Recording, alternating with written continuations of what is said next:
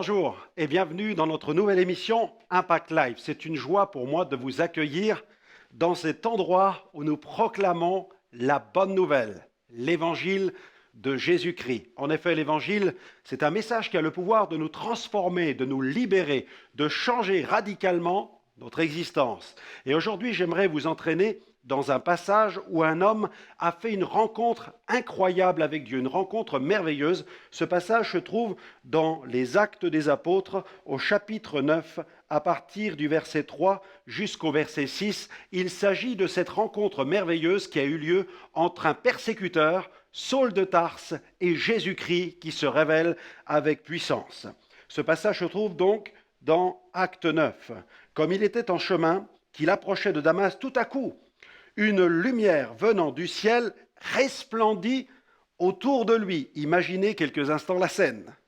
Il tomba par terre et il entendit une voix qui disait « Saul, Saul, pourquoi me persécutes-tu » Il répondit « Qui es-tu, Seigneur » Et le Seigneur dit « Je suis Jésus que tu persécutes. Il te serait dur de regimber contre les aiguillons. » Tremblant et saisi d'effroi, il dit « Seigneur, que veux-tu que je fasse » Et le Seigneur lui dit, « Lève-toi, entre dans la ville, et on te dira ce que tu dois faire. » Amen, amen. Quelle histoire magnifique. Cet homme qui a grandi dans les enseignements de la loi juive, de la loi mosaïque, cet homme qui était soumis à la connaissance et à la mise en pratique des enseignements de la loi, des multiples ordonnances, des règles et de tous les statuts qui étaient contenus dans la loi de Moïse, cet homme va découvrir la grâce manifestée en Jésus-Christ. Alors j'aimerais marquer tout de suite une pause musicale avec notre ami Dan Luyten qui chante « Seule ta grâce ». Seule ta grâce. On l'écoute et on se retrouve dans quelques instants.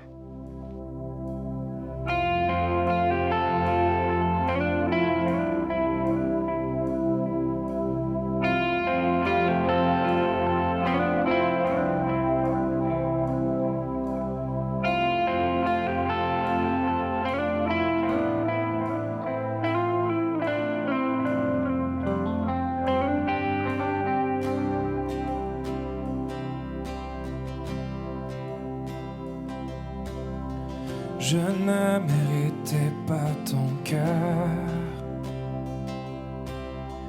ta vie, tes larmes et ta douleur. Jésus, je ne méritais pas ce bonheur offert pour moi à la croix.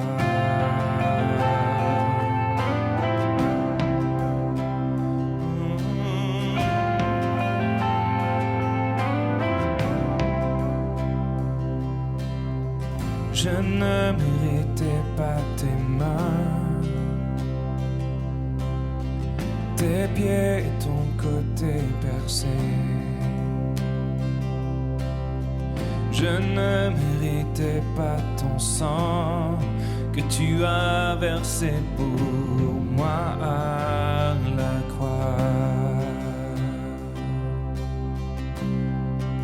Seule ta grâce m'a aimé, seule ta grâce, seule ta grâce m'a sauvé, seule ta grâce.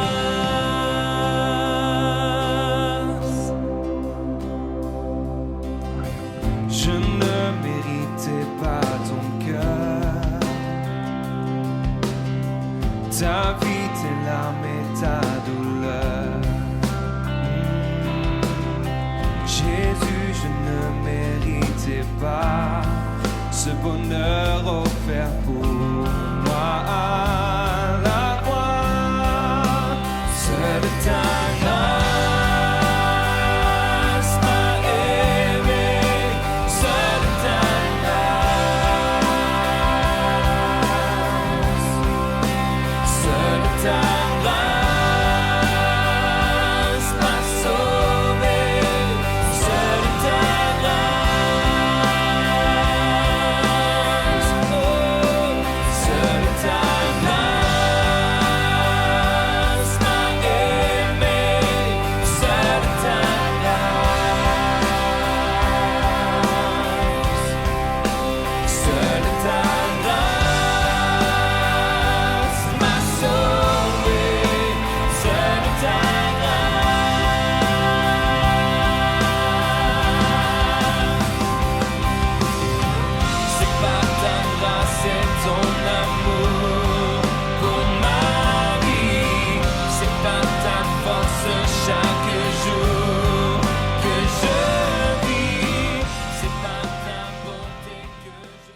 Merci à Dan Luyten pour ce chant qui élève, qui exalte la grâce de Dieu qui était manifestée en Jésus-Christ. Et cet homme, Saul de Tarse, avait besoin de découvrir la grâce de Dieu.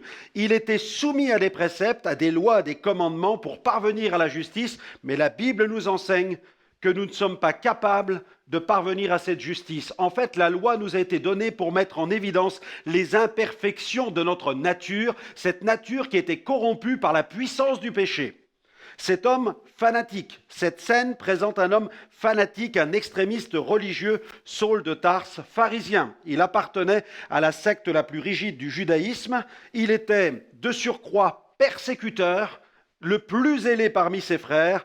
Il était animé d'un zèle excessif et il persécutait les chrétiens. Il portait sur lui des lettres qu'il lisait publiquement dans les synagogues pour condamner tous ceux qui empruntaient le chemin de cette nouvelle voie, de cette nouvelle spiritualité, le christianisme, la vie de ces chrétiens. Et on les affublait de ce colibet de chrétiens pour se moquer d'eux, comme quoi ils venaient de ce Christ, du pseudo-messie Jésus, c'était les chrétiens, ils étaient du Christ, et on se moquait d'eux de cette manière. Mais ces chrétiens ont eu la conviction de la réalité de Jésus, de la réalité de sa puissance. Et alors que Saul va de ville en ville, persécutant les chrétiens, tout à coup, sur le chemin de Damas, il va vivre une véritable rencontre, il va être le témoin d'une révélation, le Seigneur Jésus-Christ va se manifester dans sa vie. Comme quoi on peut aimer Dieu, comme Saul de Tarse, de toute évidence, aimait Dieu, mais il luttait contre Dieu. Bien des gens sur cette planète prétendent aimer Dieu, mais malheureusement, ils luttent contre Dieu. La Bible enseigne, et Jésus l'a enseigné, il a enseigné les 2 grands commandements, selon lesquels il a dit « Tu aimeras le Seigneur ton Dieu de toute ta force, de toute ton âme et de toute ta pensée. » Mais il a ajouté « Tu aimeras ton prochain comme toi-même. » Aimer Dieu de toute sa force, de toute son âme, de toute sa pensée.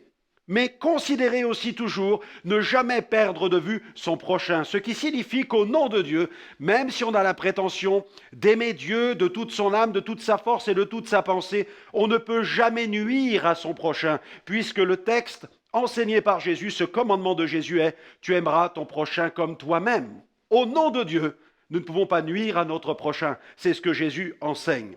Et Dieu va mettre sur la route de ce persécuteur un homme, un disciple nommé Ananias.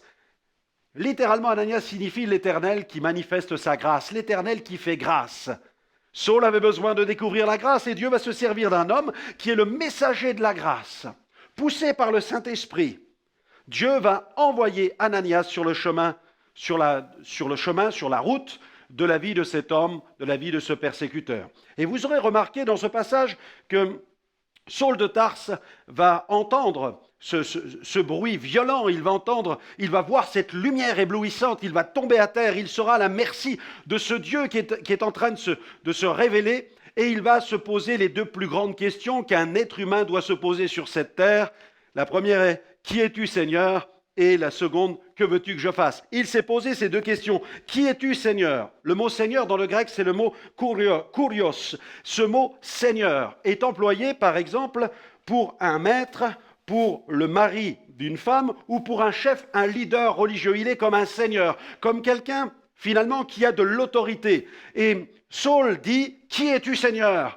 Quel est ce Dieu qui vient vers moi avec suprématie, avec autorité? Et la réponse ne tarde pas. La réponse se fait entendre, la voix résonne avec puissance. Je suis Jésus que tu persécutes. Imaginez le choc de cette révélation. Je suis Jésus que tu persécutes. Jésus littéralement signifie l'Éternel est salut. L'Éternel sauve. Jésus est celui qui sauve. Ce Jésus que Saul ne cesse de dénoncer, ce Jésus que Saul ne cesse de persécuter, parce qu'en persécutant l'Église, le corps de Christ, il persécute la tête, Jésus, qui est la tête de l'Église. C'est ce que Paul enseignera. C'est ce que lui-même plus tard enseignera, que l'Église est le corps de Christ et que Jésus en est la tête.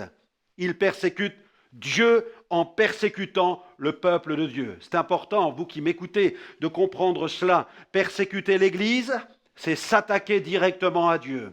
Et Dieu se révèle au travers d'une seule personne. Il n'a fait retentir nul autre nom. Il Il n'a pas fait retentir le nom de Bouddha, non. Il a fait retentir le nom de Jésus. Il a dit, c'est Jésus le chemin. Je suis Jésus que tu persécutes. Nul autre nom. La Bible dit que Dieu n'a donné sous le ciel qu'un seul nom par lequel nous pouvons être sauvés, et ce nom, c'est le nom de Jésus. La voix répond, je suis Jésus. Le choc de cette révélation pour Saul qui persécute les chrétiens, tout à coup, il est face à la réalité d'un Jésus qui existe, d'un Jésus qui est vivant, d'un Jésus qui est Dieu, d'un Jésus qui est donc mort sur la croix et qui est bien et bel et bien ressuscité le troisième jour, d'un Jésus qui pourrait le détruire, mais d'un Jésus qui vient vers lui avec la grâce parce qu'il veut le sauver. Jésus sauve, Jésus veut sauver. Que veux-tu que je fasse? Lève-toi, entre dans la ville, on te dira ce que tu dois faire, et c'est cet homme Ananias que Dieu met sur sa route, un disciple nommé Ananias, l'Éternel qui fait grâce. Dieu envoie le message de la grâce au travers de ce chrétien, ces chrétiens qu'il persécute. Eh bien, l'un d'entre eux va devenir son moyen, le moyen de son salut. Ananias va venir le rencontrer, conduit surnaturellement par le Saint-Esprit. Il le rencontre là où il se tient, dans la maison d'un dénommé Judas. Il va prier pour lui, Ananias va prier pour lui, et animé du Saint-Esprit, va délivrer une parole divine, une révélation, une parole de sagesse, une parole de connaissance, pour révéler à Saul de Tarse quel est le plan de Dieu maintenant pour sa vie. Il va prêcher l'évangile à des nations. Alors il va lui imposer les mains, les écailles qui étaient sur ses yeux vont tomber, il va recouvrer la vue, il va être rempli du Saint-Esprit et très vite baptisé dans l'eau pour devenir un disciple de Jésus et de cette manière être ajouté à l'Église. Là où vous êtes, votre vie peut changer comme celle de Saul de Tarse a changé. Du persécuteur, Dieu a fait jaillir un apôtre de la foi. Alléluia. Là où vous êtes, invitez Jésus dans votre vie afin que votre vie puisse littéralement changer. Par la puissance du Saint-Esprit, invitez Jésus dans votre existence. Dites-lui pardon pour vos péchés. Demandez-lui pardon. Seigneur, pardonne-moi. J'ai marché contre toi. J'ai parlé mal de toi. Je n'ai pas respecté ta parole. J'ai péché. J'ai transgressé tes lois et tes commandements. Je suis incapable de satisfaire à ta justice divine. Mais Seigneur, pardonne-moi, transforme-moi, purifie mon cœur de toute espèce de péché, donne-moi une vie nouvelle. Je confesse et je déclare que Jésus est vraiment Dieu, le Fils de Dieu qui se révèle sur la terre. Oui, j'ai un Dieu dans le ciel qui est Père, et il envoie son Fils Jésus afin que je sois sauvé de tous mes péchés. À lui soit la gloire. Amen. Alors que Dieu vous bénisse et qu'il vous conduise dans une vie toujours plus abondante à la gloire de son nom. Et je vous invite à me retrouver très rapidement dans une prochaine émission. À bientôt.